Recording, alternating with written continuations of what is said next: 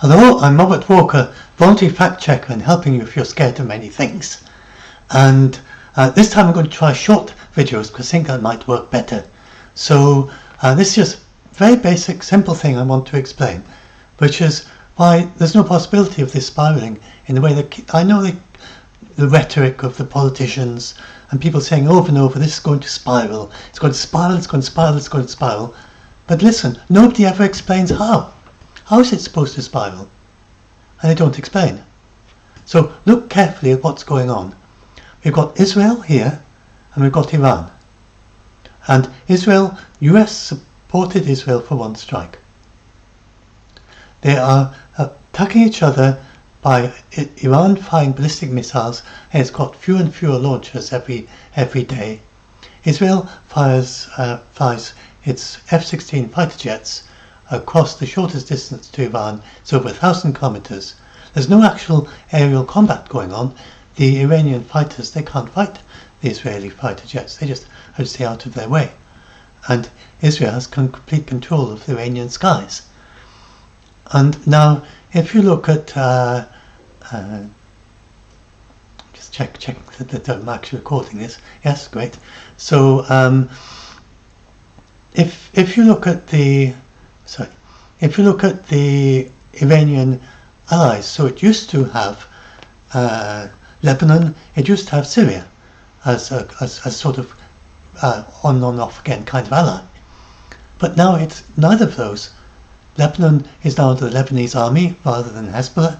Syria is under the rebels, and there's not a Russian soldier left there at all, and there's not a Syrian soldier left in Syria at all.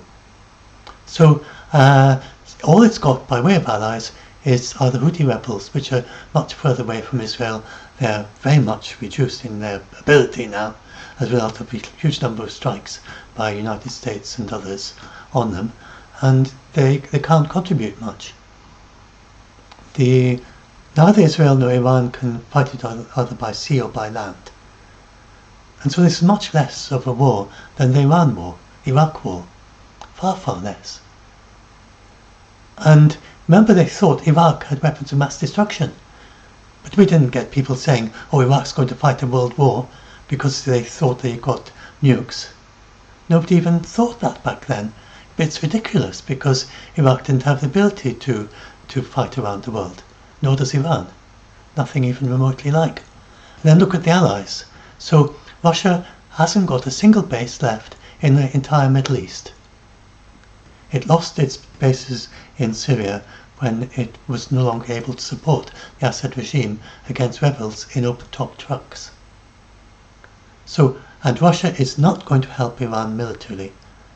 And the supposed agreement between Russia and Iran, all that Russia promised is that if Iran is attacked, that Russia will not supply weapons to the aggressor that is attacking Iran.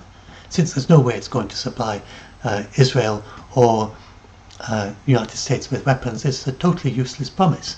It's not worth the paper it's written on.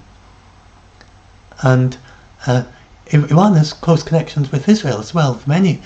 Actually, the very first story that was published in TASS by the Russian propaganda and news was about the Netanyahu congratulating Trump for his success, because the many Russian Jews in the largest Aliha, the largest of Jews returning to their homeland, then the largest number by far come from Russia and have for decades. And the many Russian Jews, and Putin is very close to the head of the Russian rabbi, the chief rabbi in Russia, one of his close friends. And so Russia is not going to help Iran. Iran is not in Russia's nuclear umbrella. I'm astonished that anyone thinks that. Even Crimea isn't in Russia's nuclear umbrella. Even when Ukraine destroys large numbers of strategic bombers that fire conventional weapons against Ukraine, that is not Russia's nuclear umbrella either.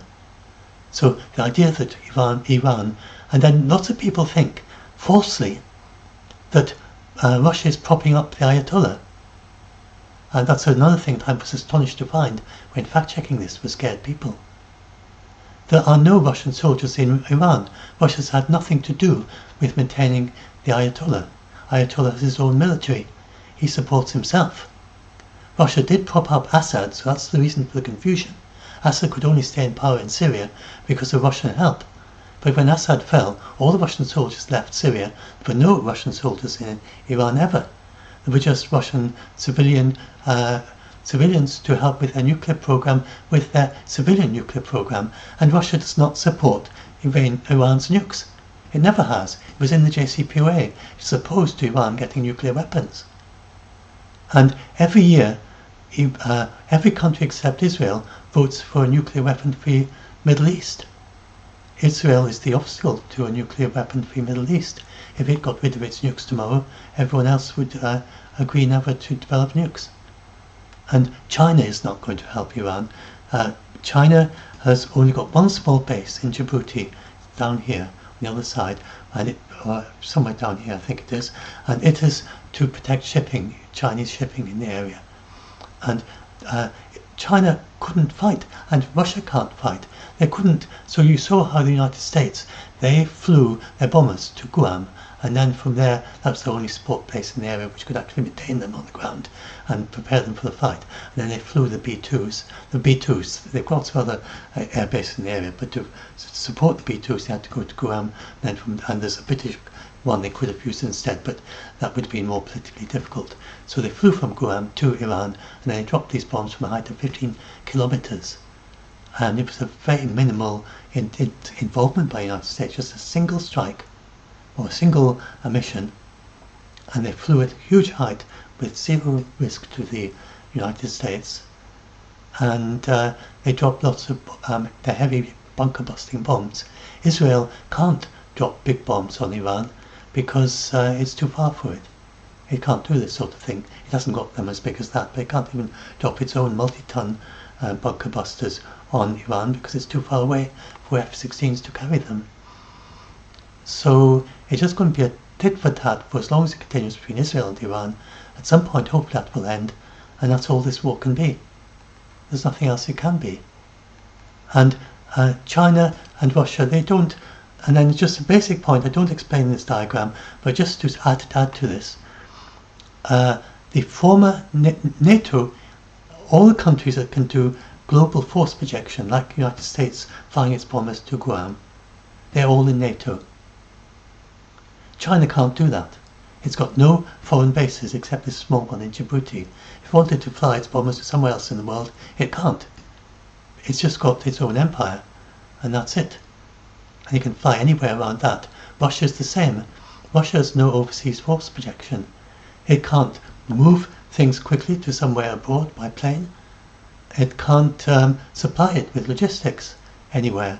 It's got no bases outside the former Russian Empire and former Soviet Union.